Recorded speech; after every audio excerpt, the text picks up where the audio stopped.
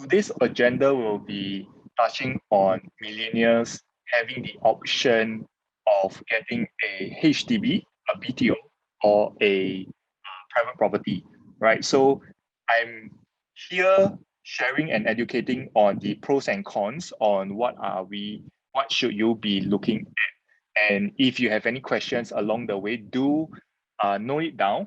Then you can either ask the questions later, and if I didn't get to answer your question, do check with your the agent that invited you.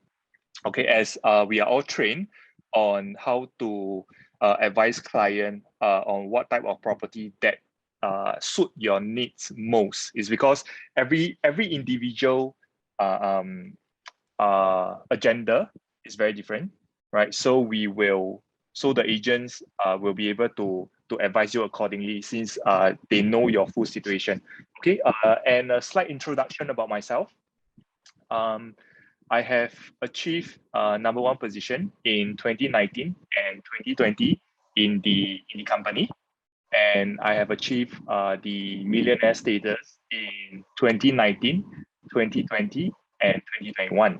And I'm also the chief trainer of the Millennial Club. Right. So on and off, I will be doing a seminar for the company to touch on more on risk management.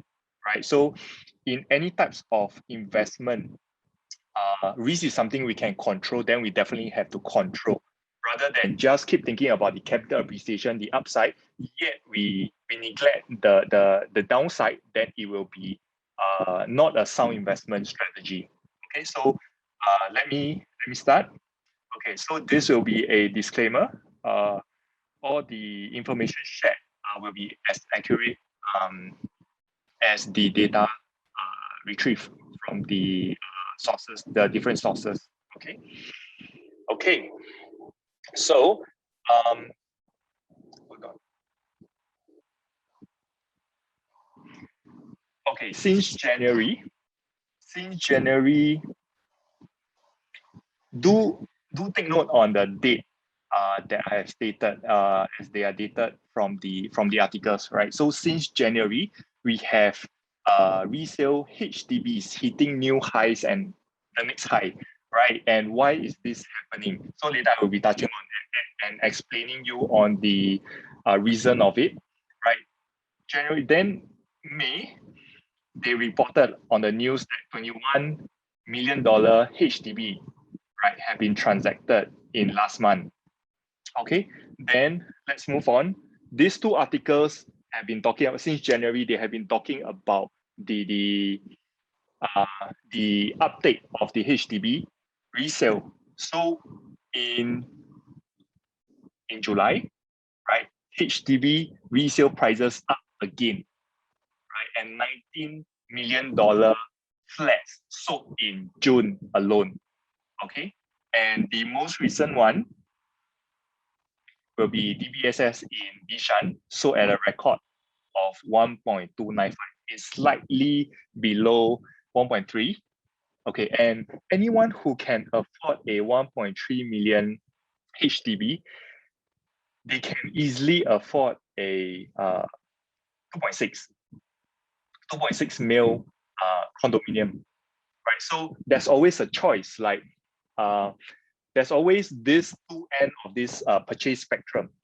One end is we buy what we like, we don't care profit or loss. The other end, we are looking for capital appreciation, then we go where the money is. So usually, once the agents understand your situation, then they will guide you accordingly on which point you are at and which type of product you should be going.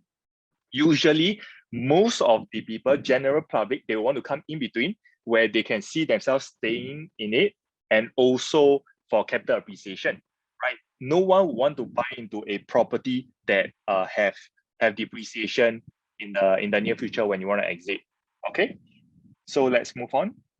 So why is all this happening? It's because of the BTOs, being delayed 6 to 9 months, and that is April news. And you can see for May news, they reiterate again that there will be a delay and it may go up to a year. So it's always a spiral effect on BTOs go up to resale because those young couples, young families, they choose not to go to BTOs. Then they will go into resale HDB. Okay. Then for resale HDBs, they will be exiting with a profit. Then they will go into resale condominium. And those resale condominium, they will be exiting with a profit and they will continue to go for a better condo. So when you profited from a property, you either upgrade in location or upgrade in size, right? So there's always a spiral effect where you'll be looking at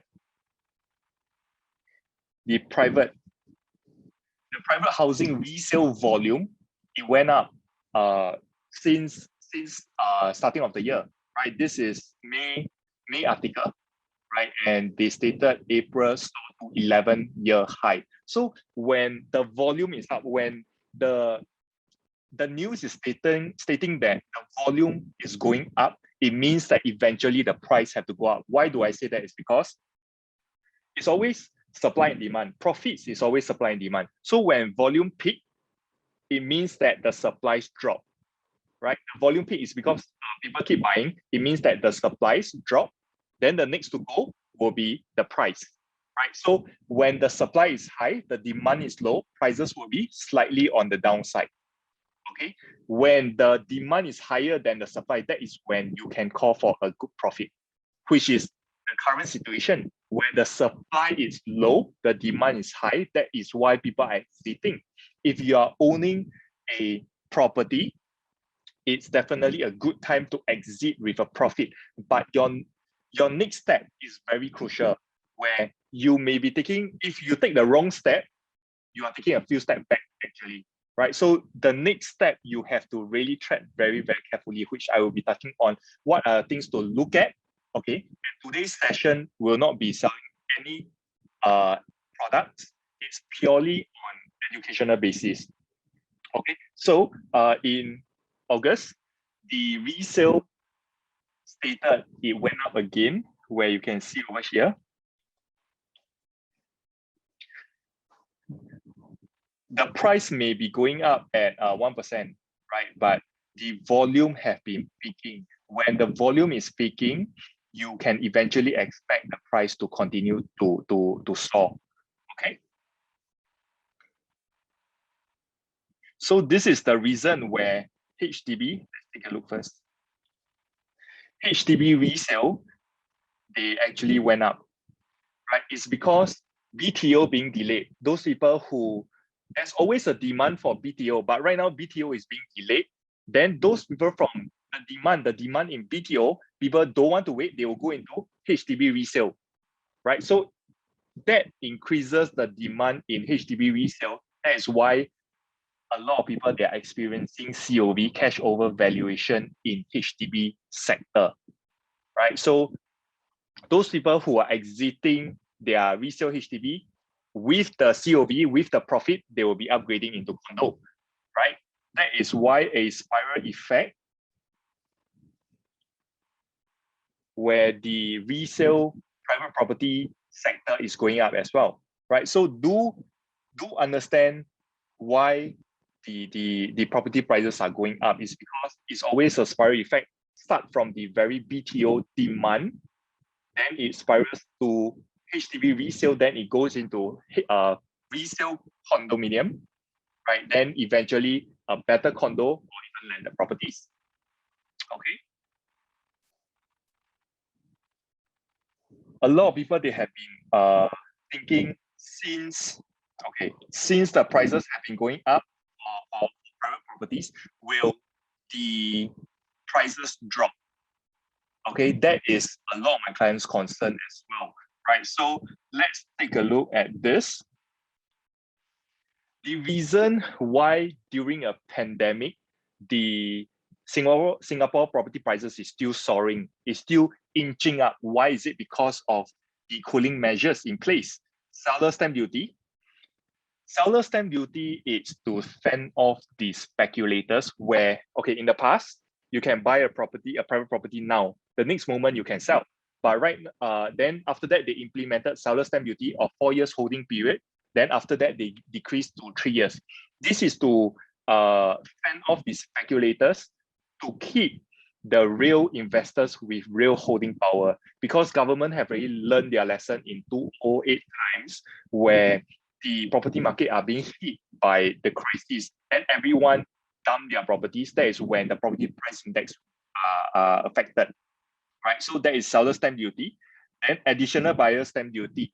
This is to protect Singaporeans, where they don't want wealthy foreigners to come into Singapore to speculate the property market and took all the profits out and they leave the country. Then who will be suffering?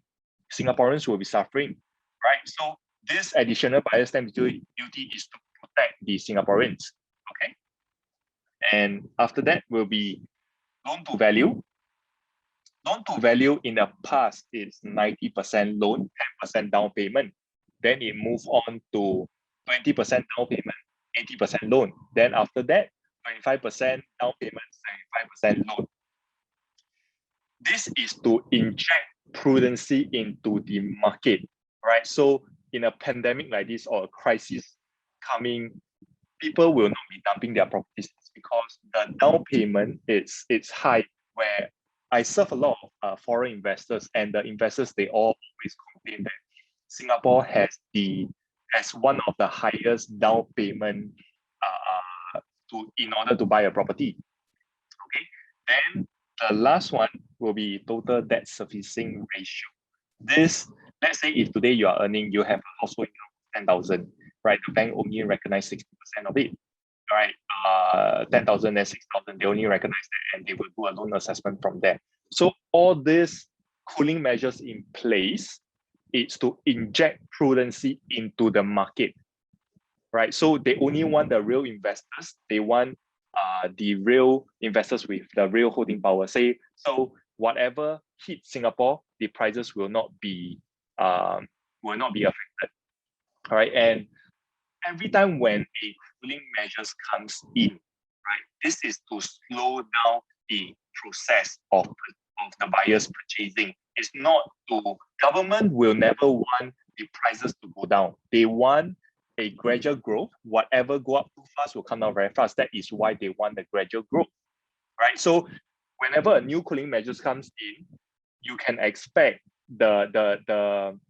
is to slow down the process and not to bring down the prices. Okay, so I hope you guys understand the fundamentals of Singapore property, why the prices are not coming down.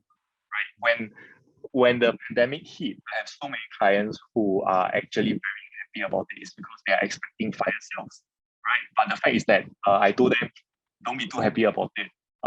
It's because the foundation of Singapore property measures, it's very strong. That's why even a pandemic, a crisis comes, we will not be affected. And after a while, they realize the prices are not coming down and it keep climbing. That is why they gave up and they just entered the market. Right? So again, there's no best time to enter a market. We can't really possibly time the market to enter. There's no best time to enter the market. The best time is when you're ready. You make the best possible option, right, for you to manage your risk and for potential capital appreciation. Okay. So the purchase price, let's take a look at purchase price of 1.2 million. Okay. The down payment in the past is 10%, 120,000. Okay, and 90% loan. Right. So across the board, 30 years loan tenure. In the past, the interest rate is 3 to 5% on average. Right. So the installment, and I took average of 4%. Based on 1.2 million purchase price, your monthly installment, it's $5,157. Right. And in the past, they don't have seller stamp duty, they don't have additional buyer stamp duty.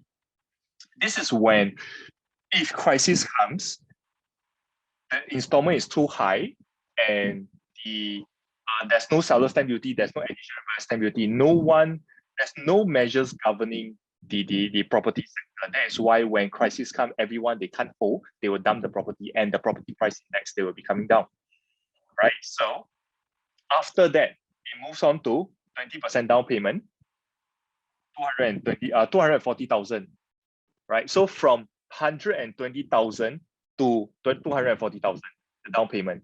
And the loan is 80%, 30 years loan tenure. And at that point of time, that range is about 2 to 3% on interest rate, right? So I took an average of 2.5%. The monthly installment is $3,794, right? At that point of time, they have seller stamp duty and additional buyer stamp duty, right? Then after that, move on to 25% down payment, right? 300,000 down payment. In the past, let's say if you have 300,000, you can possibly buy a 1.2 million property. But right now, if you have 300,000, you can only buy 1.2 million property, right? And the loan is at 75%, 900,000, 30 years. And right now, the current interest rate is at 1% to 2%. I took an average of 1.5%, right? So it's $3,107, right? And right now we have seller stamp duty and additional buyer stamp duty. So I do have a lot of clients who foreigners.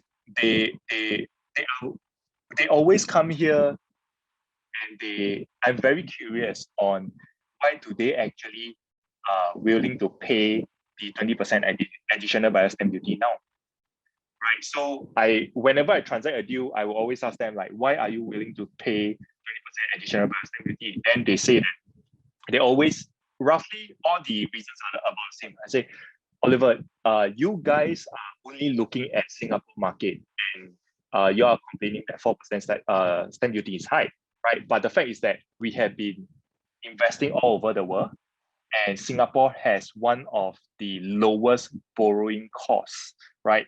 Which is 1 to 2% as of now, right? So in other countries, it can be 5, 7, 8%, right? But in Singapore, the borrowing cost is so low, and given the lands, the scarcity of the land and the politically stability of the government of Singapore, right? And during this pandemic, foreigners actually see Singapore as a safer country to be in, right? So all these are the reasons why foreigners, they are willing to come in even with 20% additional stamp duty, right? So if we are complaining about the 4% or 12% or 15%, right? The fact is that people are paying 20%, right? Okay, then in April, the government and a lot of people, they are speculating about the cooling measures. Okay, it's because the market is slowly heating up, but in July, in the news that they stated that it's not overheated yet, but you can expect the cooling measures to be coming in, right? We don't know when, but it's going to come, right? Whenever a cooling measures comes in, it means that your down payment, it might go up. Higher stamp duty, lower loan, right? It can be any adjustments. But from what I see, whenever there's a cooling measure, it's to slow down the process. It means that more or less you have to come up with higher cash portion, and your leverage is slightly on the low side. It means that your ROI, your return on investment, is not as high as before. So if today, like I said, there's no best time to enter the market. If today you have the ability to enter the market, I will urge you to take action rather than waiting. But if you wait for the cooling measures to come in, once the cooling measures comes, okay, the prices will not drop. It's because the foundation is very strong. right? And if you're hoping that it will drop, I can only tell you that you can wait and observe if it really drops. Because I have so many clients that after a while, they realize that it's not dropping and they enter, but they could have entered a lot earlier, right? So this will be on the cooling measures side. After that, when the cooling measures are all in place, right, the next question is, will the economy pick up, right? In different country, they have different measures, they have different government governing their property, right? So, but in Singapore, the stability is there, right? That's why you can expect once the skies are open, more and more foreigners they are coming in, right? What I'm experiencing is that a lot of foreigners where they used to send their kids to US, to UK for studies, right? They are not going there because of the safety of their kids. So we do have a lot inquiries that comes from that pool of educational sector that they are coming in. So once the skies are open, you can expect that sector to be coming in as well, right? We don't even need to talk about the foreign talents. The foreign talents, you like it or not, they are coming in, right? So they are already slowly coming in. Later I will be explaining to you why. Okay, so and all these are stated on the papers, right? So 6% on the growth, and this is on April.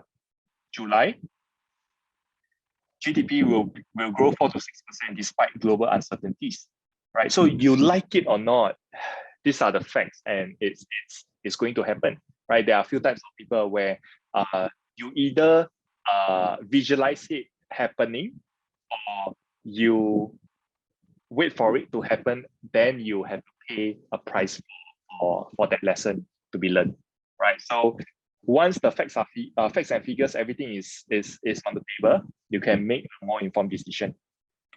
Okay, so this will be in July as well, the recovery of Singapore economy, right? So when it's always during a crisis, people will start entering the market, right? The savvy investors, they will be entering the market. It can't possibly wait until when everything is recovered already. Then when everyone is entering the market, because everything have go back to normal, then you enter together, right? Then what are your upside, rather than you already know that the market is recovering, so make the best possible option available. Okay, so just now I touched on the cooling measures, the economy that is picking up, and the most recent one, July, 2,000 PSF for Pasir Ris 8, right? So in a OCR suburban area, they are already selling at 2,000 PSF. So what are the pricing moving forward for the other areas? Okay, you like it or not, these are the actual figures transacted, right? Transacted for Pasir Ris area, which in the past is much lower, but they have already achieved that kind of prices. That is in July. This is in April. Fairer land plot in Little India side.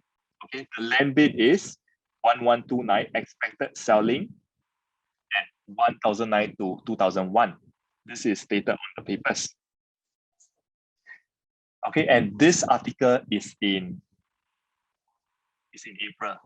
It's before Pasir Ris 8 happened. So if today you are a developer, a suburban area have already achieved 2,000 PSF, how will you actually price a land at City Fringe area, right? So this is the most recent land in transacted. The other one will be July, Lentor, the Lentor plot. Okay, so take a look. The Lentor plot, land bid PSF plot ratio is 1204. And the expected selling price is 1950 2000 PSF, which is stated on the papers, right? And how will the developer price it, right? And the next one will be the Amokyo, which is in May. Okay, the fairer is 1129. PSF per plot ratio expected 1009 to 2001. Lentor is 1002. Expected selling 1950 2000. The Amokyo plot 1118 PSF per plot ratio. So what is their expected selling price? You can roughly tag it to 1009, 2000, or even 2001. But the fact is that some urban area, they have already achieved 2000 PSF. You can expect the city fringe, RCR, or central area to really go up, right? So, and in this article, they also state that there are 15 bidders. 15 bidders, 15 developers, they actually bid for this land. So what is it implying is that the developers, their inventory is on the low side. Their stock, their supply is on the low side. So they need to replenish.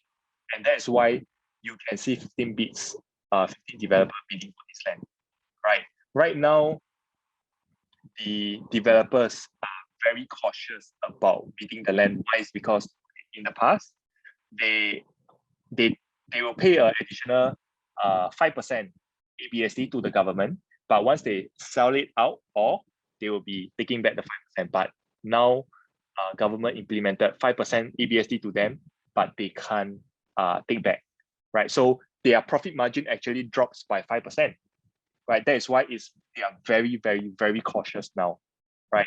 Which in turn, it affects the supply and demand. And that is when it's very important for you to understand the supply and demand. Then you will know when to enter and when to exit. Okay, so those are the upcoming prices that you should be looking at. And also in January, articles stating that Singapore is one of the top pick choice for Asia Pacific investors. Then in August, again, Singapore is top destination for overseas real estate investments, right? So all these are the facts that there are a lot of foreigners, they are actually purchasing Singapore properties. So the most recent one that I transacted is 1.32 mil, 2-bed, 2-bath, right? My client purchased and made about 200K profit. The person who purchased at 1.32 mil is a foreigner, a 2-bed, 2-bath is a foreigner. The ABSD alone is about 300,000, right? So, and it's a young working adult, right? So from Philippines, right? So the wealthy family kids, they are all coming into Singapore and working in Singapore, and sooner or later they have to purchase a place. If not, they will be renting forever, right? After that, March, Singapore have already been strengthening their status in global tech, which you are realizing a lot of mega tech companies that are actually coming to Singapore, right? And when they come into Singapore, it brings a lot of foreign talents along and create a lot more jobs, right? So the demand eventually will be them renting the properties. Then for capital appreciation, it's always tagged to renter. If today you can fetch a pretty good renter, will you sell your property on the high side or on the low side, right? Especially when your installment is manageable, right? Your installment is manageable. You are not in a hurry to sell. People only pay you a decent price, and you exit, right? If not, there's no reason for you to sell, right? So when those tech companies, they are bringing in foreign talents coming to Singapore, that is why the rental market in Singapore has been slowly picking up. And in August, they stated Singapore ranked fourth in the world for quickly startups turn into unicorns, which startups actually succeed, right? That is why you can expect more coming up, which in Singapore, they have already quite a fair bit already. In April, okay, Singapore appealed to tech investors grow with global shift to remote work. So it's another article talking about the demand, and in another article for April, more top-notch tech talents set their sights in Singapore. Okay, I serve a lot of hirers. Let's say those mega tech companies. I serve a lot of their hirers. So what they have been telling me is that it's not that, I mean, no offense, these are the foreign hirers they actually told me. Not that they don't want to hire Singaporeans, is that because the gap of knowledge for a foreigner, a Chinese or Indian to Singaporeans, the gap is about 5 years difference. Why is that so? It's because in, let's say, Huawei or Alibaba, right? This is what they told me. Let's say this is their desk is in front and they have a bed just beside. So they will keep working, and once they're tired, they just rest. And once they are rested, they come back to work, right? So it's like, let's say your boss today, they gave you a task. They give you a task and told you that complete it within a week, then you come back to me. Singaporeans, they will take 1 week to complete the work and go back to the boss, right? But how will Chinese or Indians they do, especially the Chinese? They will use the shortest period, 1 or 2 days, complete the task and go back to the boss and ask, is there any other jobs for them, right? This have a accumulated effect where the gap of knowledge, it will get wider and wider, right? So this is why the foreign companies, the tech companies, when they come in, they have to still have a lot of foreign talents coming in. And Singapore, they don't have natural resources. The only resource is human resource, right? So you can expect slowly more and more foreign talents will be coming in, right? So let's move on.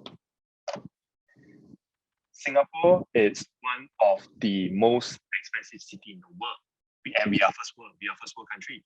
But our price index is one of the lowest among all the other first world country. Why is it? Because it's always when the property market is going up too fast, government will always implement cooling measures to slow down the buyers purchasing, right? Rather than bringing down the property prices, right? So that is also to they want a gradual growth, like I mentioned. They don't want a sharp growth. Whatever go up fast will come down very, very fast, right? And that is why a lot of foreigners, they are still coming. So in February, article on Hong Kong record price, their highest 23,000 PSF. In Singapore, the highest is about 6,000 plus, right? That is why so many foreigners, they are still coming into Singapore, right? Even paying their 20% additional buyer stamp duty, right? They don't need Singapore property prices to go up to 23,000, right? They just need it to go up like 8,000, 10,000.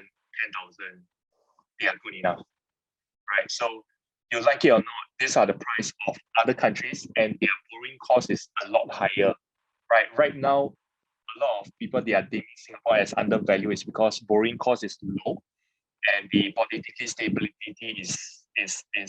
Land scarcity is there. The price can only go up, right? So whoever enter the market earlier will get to gain more, right? If let's say today you have a budget of 1.2 million, you can get probably a decent 2 bed in a decent location. And if you move forward to 1 year later, today you can buy, but you choose not to buy, you wait for 1 year later or even 6 months later, the same amount of budget, you can only buy slightly further away location, right? The fact is that our income, our savings will never be able to catch up as fast as the property prices unless your income can grow exponentially, right? If not, the general public, our income, our savings will never be able to catch up as fast as the property prices. So if today you have a decent option to enter, you can consider to enter. If not, you just with the same budget, you just have to go for a further away location or a smaller in size, right? This is very, very important on the supply and demand. Like I mentioned, when the supply is high and the demand is low, the prices will be slightly on the low side. When the demand is higher and the is higher than the supply, that is when the profits will be high. So let's take a look at this. From 2010 to 2014, the supply is 11,800 and the demand is 9,500. 9,500. Right. So move forward. Okay. So now the supply is higher than the demand. That is why the prices is slightly on the low side. Okay. Then we move forward 2015 to 2019. The supply is 12,900. Demand is higher than supply, 13,700.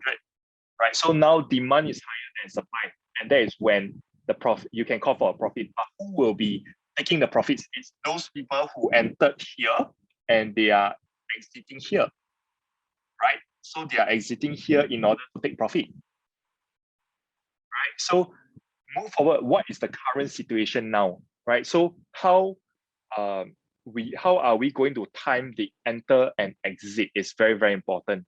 At least you know when you should roughly be exiting. Okay, move forward. 2021 second half to 2025. Okay, average supply about 10,000 units a year. For 2015 to 2019, the demand is about 13,700. Right. Right now, government is not releasing as many land as they used to be. Developers are very cautious. They are not bidding land as much as they used to be. Right. So if there's no units being built, 2025 onwards, you can expect there will be a shortage in the units, right? So it's the same thing where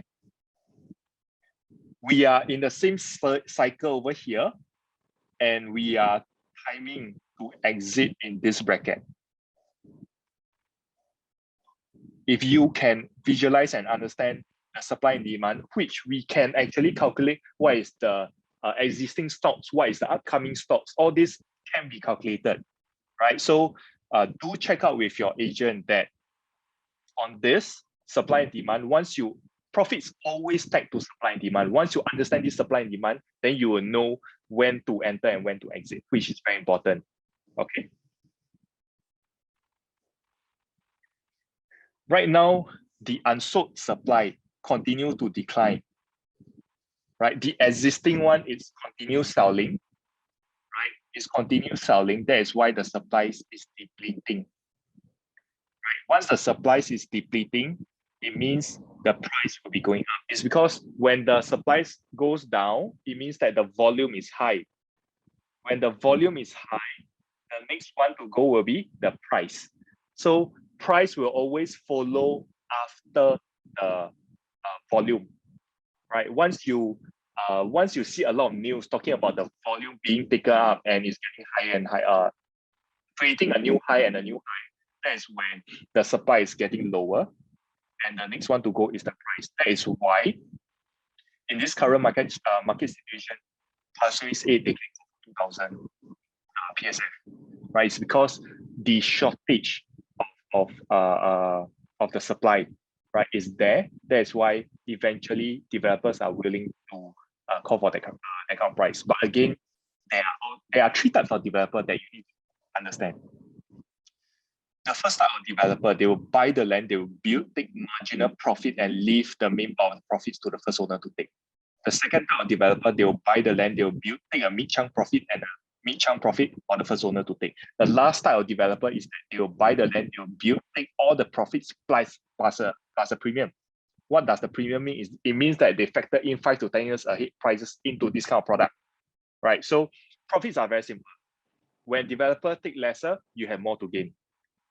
When developer take more, you have less to gain. If developer took all, you probably will be losing money in the future when you want to sell, right? So this current situation, the supply is going down. And do take note, why do I state Shunfu view en bloc at when the units are at 21,000? Okay, Shunfu Jitscape is current Jitscape. It's one of the few starting en bloc. Then after that, everything went up, right? So at 21,000, and after that it went to 15,000, and it went up all the way. Okay, so let's take a look at this. When I say supply is getting dangerously low, right, it's because current is about 18,000. Okay, and at 15,000, en bloc start. And that is why you can see this blue line is the supply. The supply went up. The supply went up, and the orange one is the price. The price went up. Right, so existing stock now we are at 18,000. When it hit 15,000, the en bloc happened. Right, so you can expect if let's say the en bloc happened, it will bring the current price to a next bracket. Right, it's because the land cost is getting higher, the construction cost is higher, the raw materials, the labor cost, they're all higher. Right, so you can expect the future developments to be a lot more higher. Okay, so why does government want to force down the supply? So just now, the supply is getting lower. Government is not releasing as many land as they used to be, right? So this somehow will force a en bloc cycle to happen. Then after that, en bloc, they will create, they will rejuvenate that area, okay? Which in turn, more money to earn from tax from developers, right? So the additional buyer stamp duty, that 5% from developers, all this tax are what the government needs, which recently they have been spending a lot, right? So need to replenish their funds as well. And more liquidity in the market from en bloc owners. En bloc owners, they will always get a premium, but it will be current en bloc, if it happens, they will not be as bullish as before. It's because of the 5%, their profit margin being depressed. That's why they are a lot more cautious. Then when there are more property transactions, there will be more tax for the government, right? So just like I mentioned, the construction, the undersupply, the material cost, the labor cost, all will be factored in, right? And the prices, you like it or not, it has to go up, right? It's because the next piece of land is always more expensive than the previous piece, right? If let's say the next piece of land is cheaper than previous piece, no one will dare to buy Singapore properties, right? Because we will never be able to know if the next property is going to be cheaper or not, right? So once you understand all this, you will know what to look out for, when to exit, and when to enter. Okay. Like I say, savvy investors, they always enter during a crisis of pandemic. Asia financial crisis, SARS, global financial crisis, H1N1, and right now we are in a pandemic. And because of the cooling measures, it went up 7.1%. If you realize, if you realize in the past,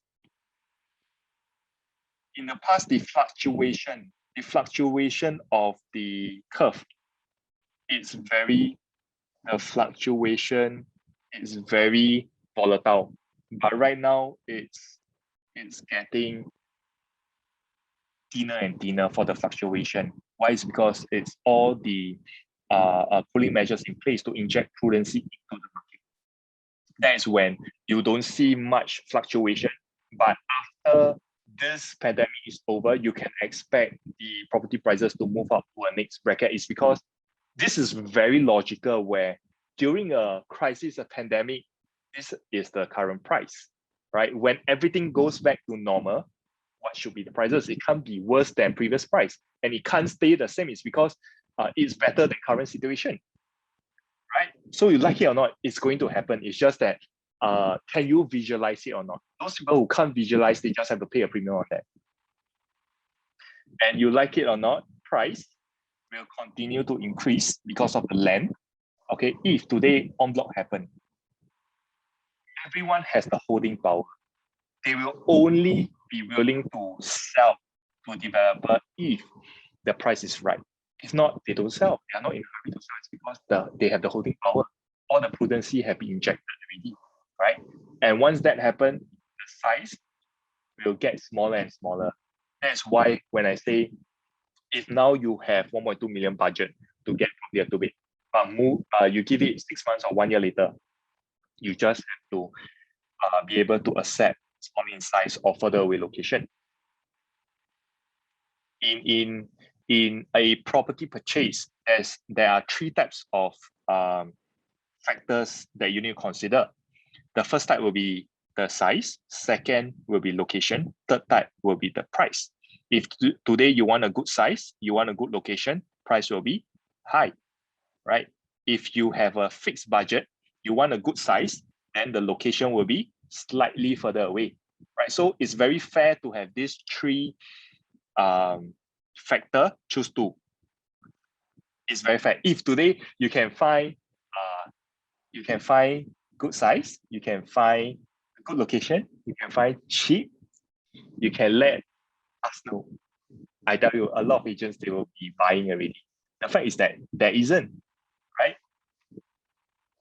Okay, so all those are the articles, the updates on Singapore situation. So right now I will be touching on HDB BTO construction timeline and what are the investment returns, right? So you can roughly know what kind of returns you should be looking at. Okay, just now I mentioned why is the resale happening? It's because the BTOs are being delayed and people don't want to wait, right? It's because let's say today you buy a BTO, okay? Let's say today you buy a BTO, 6 years construction, 5 years MOP, 11 years. 11 years, then you can sell. Is 11 years a long time? It's a decade, right? It's a decade, right? So a lot of buyers, they are actually having this consideration. So if you realize they have a lot actually went into resale HDB, and if they can afford, they actually go to condominium, right? If let's say today you have the ability to start at condominium, I will recommend you to start at condominium. Why is it so? It's because BTO owners, they will eventually upgrade to EC or condo. EC will eventually upgrade to condo. And that's the hierarchy of the capital appreciation. Condo will always be higher than EC and BTO. I didn't even talk about resale HDB. Anyone who go into resale HDB, I can pretty much say that they should be suffering some loss in the future. Is because the fundamentals of HDB in Singapore is to have a roof over our heads, right? It's not it's not a tool for us to invest and make money, right? So when the lease is dropping, is decaying, right? The price has to come down. The only situation that now is on the high is because of the delayed construction of BTO. And the demand inject into resale. But if you realize, government is slowly releasing BTOs. There are new BTOs releasing recently. So they are trying to get the demand from the resale out back to BTO. Because why are they able to bring out? Is because the location. If the location is good, they will always be able to draw some of the demands out. Then when the demand of the resale HDB drops, it means that they can control the COV. Right now, the COV can be 50, 80, 100 over 1,000. Right? People are willing to pay because they don't have a lot of choices. Right? So once the demands drop, owners won't be able to call for the COV. right? That is how government is controlling, right? So whenever they release some new BTOs and people are attracted to the location, they will eventually go for it. Although it's 11 years of wait, right? Some people they just prefer location. Okay, so just bear in mind, in the past it's about 3 years build for BTOs, 5 years MOP is about 8 years. But right now it's about 6 years plus 5 years is 11 years. So this will be the most recent one where, let's take a look at this. Is it worth waiting? Let's take a look at this at Bukit Merah. This sector will be nearby resale transacted. Okay, a 4-room will be from 762,000. A BTO will be going at 602. So eventually, let's take a look at the resale transacted price. 762,000 minus 602,000. Your profit is 160,000. 160,000 divided by 11 years, it's $14,545. And this is one of the better location one. There are 70 available units, 2,699 applicants. Like I mentioned, there will always be a demand in BTOs in HDB. But if today you have the option of going into private, always start as high as possible. Then wait for the HDB BTOs, the EC to upgrade to condominiums, right? If today you have the ability to start high, but you prefer to start at BTO, it's also fine, right? It's just that the installment in BTO, HDB, your installment is a lot more comfortable. But if today you are young, you're supposed to be working hard, right? For your future. If you want a very comfortable installment, but you have the ability to go for private, you don't want is because you want the current lifestyle that you're having. You can buy whatever thing you want, eat whatever thing you want at a young age. Then you have to pay the price when you're older age. Right? So it's always you suffer now for the future, or you live the life now and the future you'll be paying the price for. Okay, so this will be the BTO, the kind of prices that on average, a BTO you should be looking about 150 to 200,000, depends on location, right? 150 to 200,000 depends on location, right? In the past, it's 8 years. 8 years, let's say you earn about 150 to 200,000. Right now, 11 years, you 150 to 200,000. You can't expect the BTO price to go really, really high. Your profits to be really high is because the core fundamental principle of HDB is to have a roof over our heads. Okay, so this will be the HDB sector. Let me touch on the private sector. It's 9 already. Let me speed up. Okay, so do take note on this life cycle of property, which is very real and is happening, right? The first will be construction stage. Construction stage, usually you don't have to pay property tax, you don't have to pay maintenance fee, and you are paying progressive payment, so minimum interest to the bank. Okay, after that, TOP, you go into price appreciation. Upon TOP, you will have one of the highest demand to exit. Okay, it's because those people who waited for 3 years to build, they deserve the profit. Those people who prefer to wait until the product is ready, you can see, feel, and touch the product, that is when you pay a premium. It's like when you do online shopping, you buy through online, you get cheaper. When you go to the store, you usually pay a premium. It's because you can touch and see the product. Okay, then after that, you will go into price stagnation, where the demand of the project decline, right, after the TOP.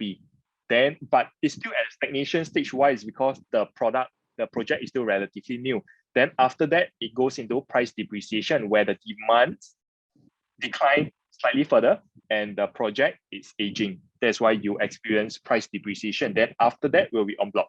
Okay, but for freehold will not be experiencing depreciation. It will stay stagnant for a very long time, right? For 99 years, you will just need to know when to exit for 99. It's okay to buy 99 years. You will definitely still see profit. It's just that you need to know, your agents have to advise you when to exit. It's because every area is different. Every area has a time to exit your product. And it depends on what is the transmission around the area and when is the best time to exit. Your agent will be advising you on that.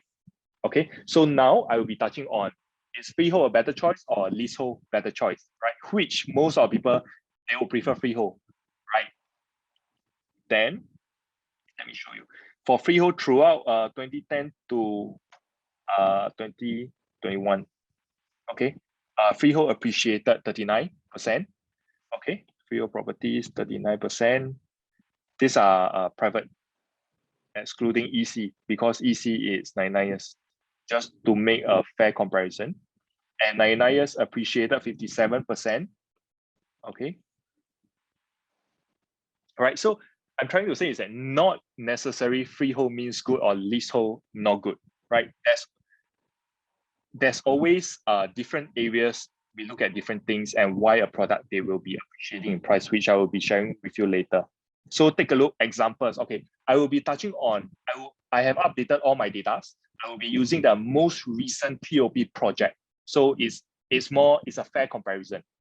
So for Forestwood TOP 2021, it's a 99 years, okay, at Serangoon area. Compare with resale freehold, the project is Cherry Hill. Okay. Take a look. If today you are a buyer, during the launch of Forestwood, you are paying, Forestwood is going at 1,004. Cherry Hill is going at 1,000. If today you are a buyer, you definitely will go for the cheaper one, right? It's because it's a $400 difference. 1,000 square feet is 400,000, and you definitely will feel it's a steal to go into a resale. But the fact is that, let's say throughout the years,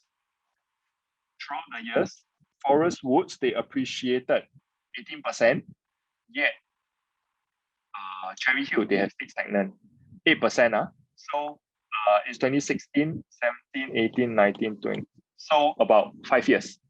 5 years inflation, I give it 2%, or let's say 1.5 to 2%, right? Your increment can't even curb the inflation, right? So if a project they do not appreciate in price, you are losing on inflation, you are losing on CPF OA interest, you are losing on bank interest. So your project has to appreciate in price. If not, you will be losing a lot more than you think. Okay. So in another point of view, you may be buying in cheaper, but the first owner bought at 441 PSF. Any other first owner, they can afford to sell cheaper than your purchase price, then you will be selling at a loss. It's because, let's say today you're a buyer. Let's say 8th floor sold at 1.5 mil. Okay, you bought in at 1.5 mil. 7th floor, first owner decided not to be greedy, sold at 1.3. 200K difference per level jump. But the first owner still make a very, very good, decent amount of profit. Just that they are not greedy and they just exit because they just want to exit. Right? So you can't ignore the possibility that that can happen. So every single dollar you give to the first owner as profit, it's your potential loss. So do remember that every single dollar you give to the first owner as profit is your potential loss. Some things you may buy cheap, but it will stay cheap. Some things you may pay a premium, but it will continue to appreciate in price. Okay, so this will be on Forestwoods, where take a look at the profits. These are the profits. Okay, let's take a look at this transaction. First, people who paid went to Forestwood instead of the resale. They paid 1.028 in 2017. 2021 sold. 4 years later, 226,000 in profit. Right, so the ROI is pretty decent, 97%, slightly below 100, 24% per year. This is a basic ROI, right?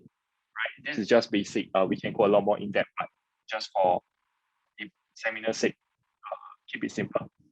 Okay, this is 99 years. 99 years doesn't mean it's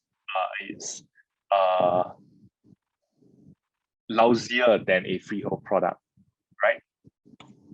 Next one, resale, freehold, marketplace. 99 years, just TOP. This year, just TOP. Nothing modern. This is a Great World City area. Okay. Take a look. 99 years, going at 2.3 PSF. A freehold just beside 2000 PSF. 99 years appreciated 24%. The freehold appreciated 15%. What I need to know is that the first owner bought at 1,449 PSF. Can they sell cheaper than your purchase price?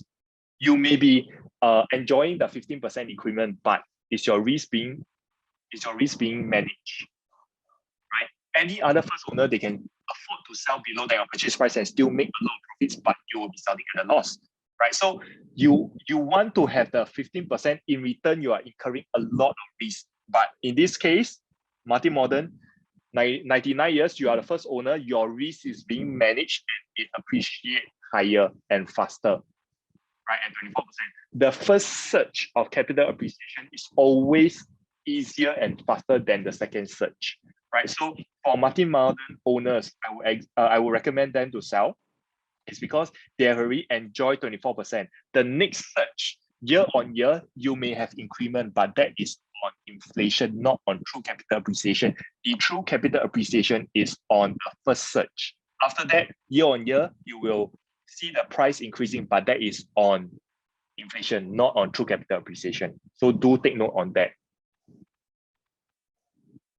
Okay. And if you just want to know, Martin Place, if there's anyone losing money, these are the losses of being a second or third owner in Martin Place, right? So for me, it's always about controlling the risk. Risk is something we can control. Once we can control the risk, we minimize the risk, that eventually the upside will be there. Okay, so do always manage your risk. And Martin Modern, these are the actual profits transacted. All those figures that I use, they are actual transacted, right? And they are the most recent one. All I have been using the most recent one. So 2017 bought at 2.8, sold May 2021 at 604,000 in profit.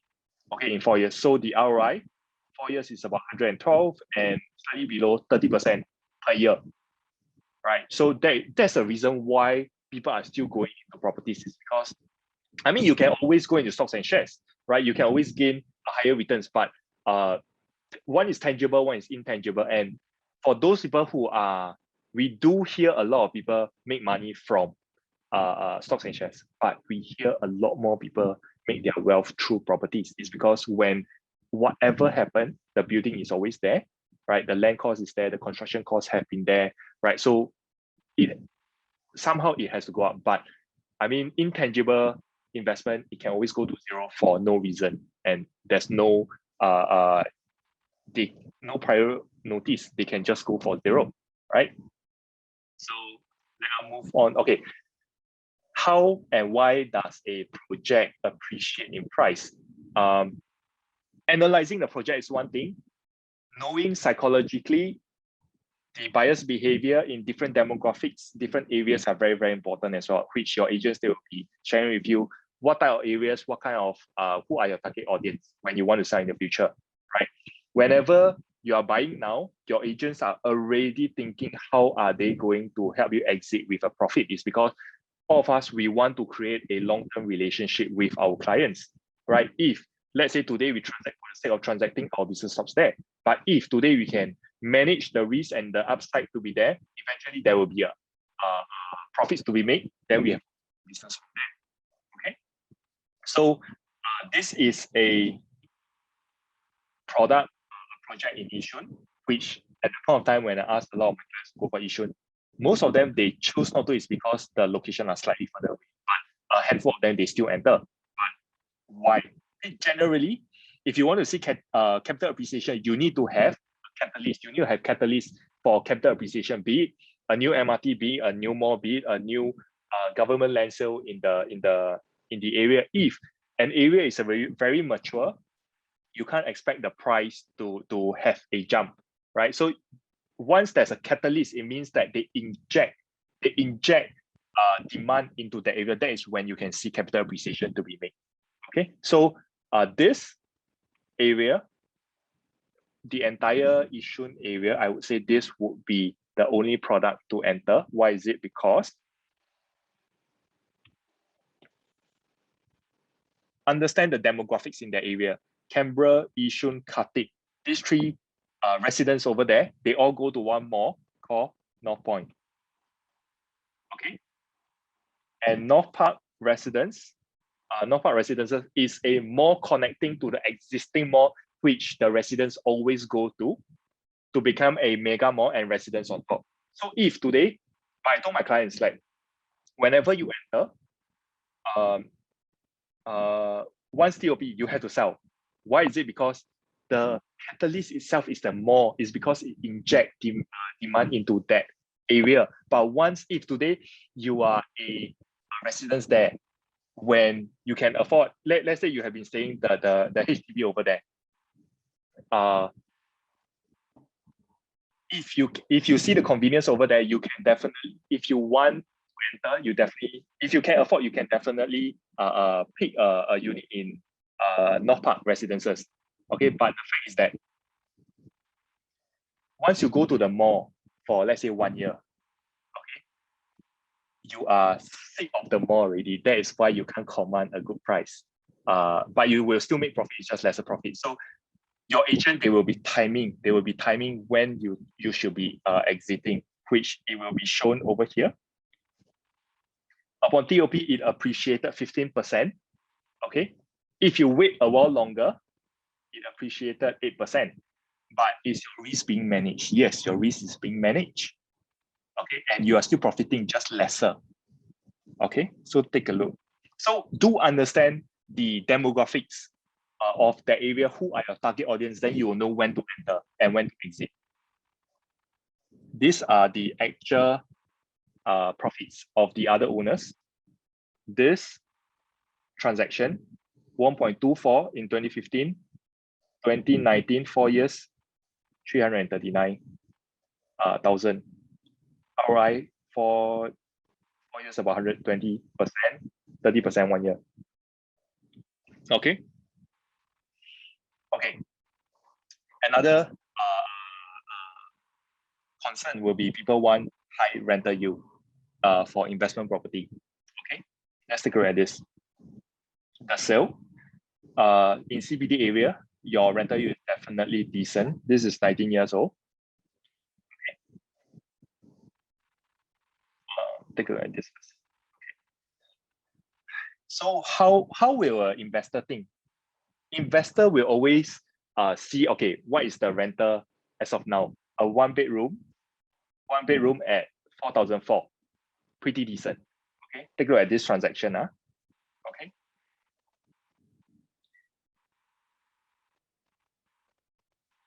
First owner bought at 93,000 in 2005. Sold to you as a second owner today at 1.355.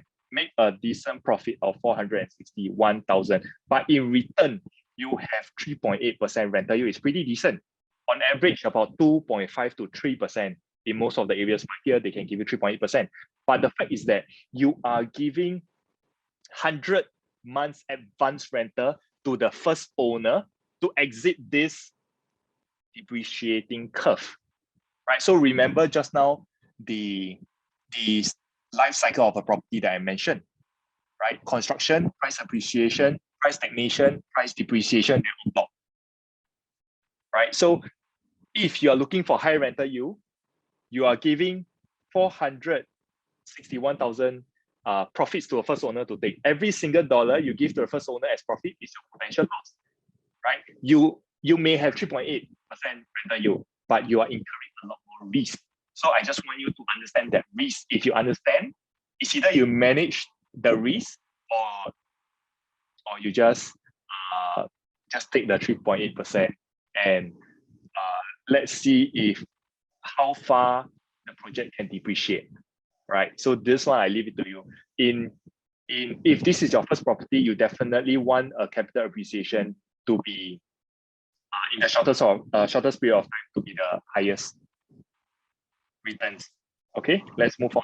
So it's either high rental yield or capital appreciation. So what are you looking at? So in current market situation, we have already restructured our client's portfolio from rental yield to capital appreciation. Why do I say that? Is because in the past, the rental yield is very high. So it makes sense for you to go for high rental yield properties. But right now, rental is being very soft. That's why we are restructuring our client's portfolio to capital appreciation, right? Which just now, all those examples that I gave you, within that 4 years, 4 years time, they are making, let's say, 200,000-300,000 in profit. And that amount of 2-3 years, you are not having any headaches on rental. You don't have to fix anything. You just let it sit and wait for time to let it appreciate while paying minimum interest to the bank, no property tax, no maintenance fee. Okay. So take a look at this. For capital appreciation, this is the most recent one. Okay, 2021, just TOP, Seaside, appreciated 15% over the years. And this 15%, you don't have to worry that, okay, you have already gave 400,000 profits to the first owner. Can any other first owner sell below than your purchase price? Then you are stuck already. It's because if today you are a buyer, you definitely will check what is the most recent transacted price. If the same size, everything is transacted lower, how much will you pay?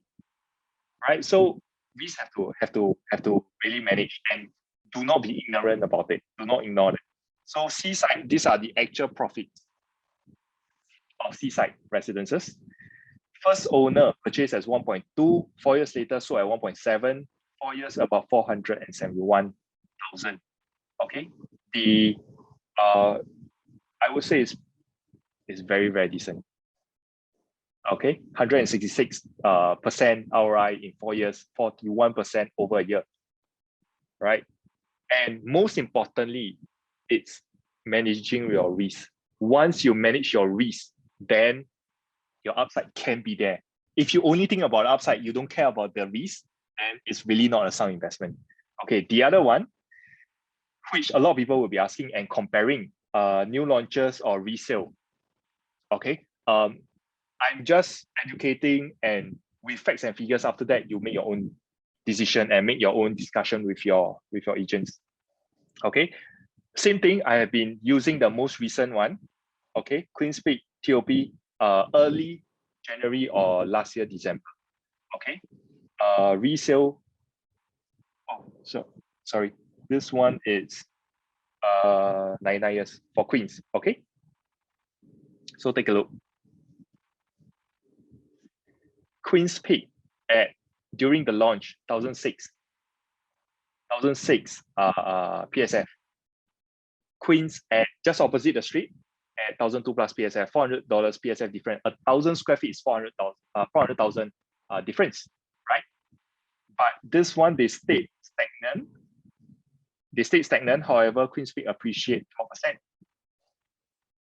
Okay, you may buy in cheap, but you are incurring 141% risk. Right? So is this a sound investment to enter Queens?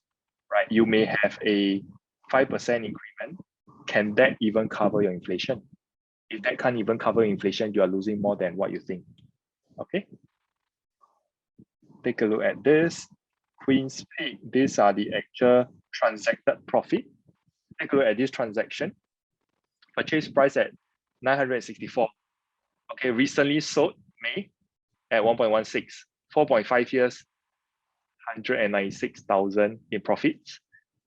4.5 years, 90%, 20%, slightly below 20%. Okay. If you realize everything that I have mentioned is about managing your risk, you may be buying cheap, but you didn't see that first owner is even, they got it even cheaper. Okay. Another example, the most recent TOP one, Grandeur Park Residences in Tanah Merah area, Optima. Okay. Resale Optima, new launch Grandeur Park. Grandeur Park appreciated 17%. If you enter the same time, you are selling at a loss, right? So Grandeur Park started at 1,300, $200 PSF difference. If today you're buyer, you always go for the cheaper one, and you will feel it's a steal, right? But the first owner, they have appreciated 60%. Okay, let's take a look at the figures. So this will be Optima. How much those client lost? These are the losses and the actual losses transacted. Okay. Grandeur Park, these are the actual profits taken and transacted. Let's take a look at this transaction. Okay, you can see.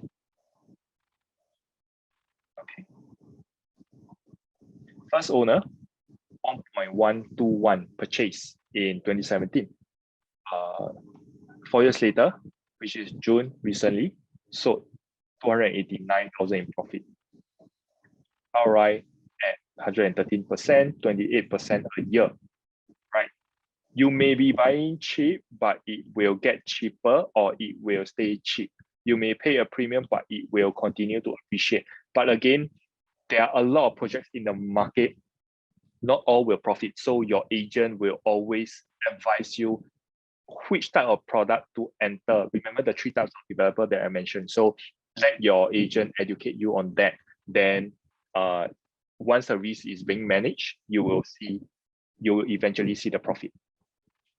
Okay, let's move on. So what's the difference between new and resale? For the new one, you are paying progressive payment, minimum interest to the bank, no maintenance fee, no property tax.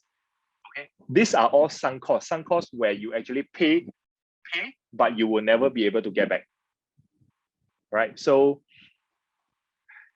right now, we are all trying to bring down the sunk cost for highest possible ROI. Okay, for resale, it's completed. You are paying 75% loan because it's completed, right? So the full interest, you are paying maintenance fee, you are paying property tax. And right now, rental, like I say, we have already restructured our client's portfolio from rental yield to capital appreciation. And most importantly is managing your risk. Okay, where your risk as a second or third owner will be on the high side. So every single dollar you give the first owner as profit is a potential loss. So that you can make a judgment from there. Okay, let's take a look. The breakdown, we are almost done. Purchase price at 1.2, booking fee at 60,000, the 25% down payment, right? So plus the stamp duty, your total down payment is 332,000 for 1.2 million property, and the loan is at 900,000. Let's take an average of 1.2 million interest rate. Okay. Do take note on this chart first. If you're millennial, you should be at this stage. 35 and below, if your income is 6,000 and above, the maximum that monthly you can use is 1380 for the installment. So second slide, which is important as well. Okay, take a look at this. At 1.2%, your monthly installment, progressive payment. Okay, the first stage 199, second 500 plus, 700 plus, 900 plus, 1,000 plus, 1,000 plus. When you take your piece, is 2003. CSC is 2009. So if your income is 6,000 and above, you will be using your CPF OA at 1380 monthly, and these are your surplus. 1380 minus 199 is 1181. 1380 minus 596 is your surplus is 784. So all this surplus is for you to save for future installment, right? So most of the time, the moment you come out with your down payment, you pretty much don't need to come out with any more cash, right? Let the agent do the calculation for you. So at this stage, at 1.2, you have to top up $12. When you take your keys, you need to top up $1,000.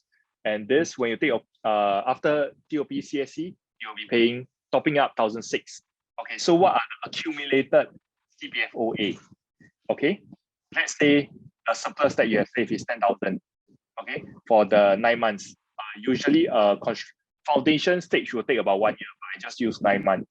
Okay, then the second stage also 9 months, which you have already accumulated 17,000. The next stage, after all the surplus, you are saving up 19,000 in the OA, 20,000, 21,000, and this, when you need to top up, you can be using what you have saved up in the OA to pay, which is left you with $21,123.